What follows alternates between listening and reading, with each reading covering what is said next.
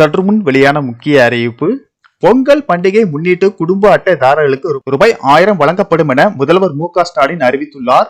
இந்த 1000 ரூபாய் யாருக்கெல்லாம் கிடைக்கும், யாருக்கெல்லாம் கிடைக்காது என்ற தகவலும் வெளியாகி உள்ளது. சோ இத பத்தி விரிவாக தெரிஞ்சுக்க வேண்டும்னா இந்த வீடியோவை கடைசி வரைக்கும் ஸ்கிப் பண்ணாம பாருங்க. வீடியோக்குள்ள போறதுக்கு முன்னாடி இந்த சேனல் இது வரைக்கும் சப்ஸ்கிரைப் பண்ணாதவங்க சப்ஸ்கிரைப் பண்ணிக்கோங்க.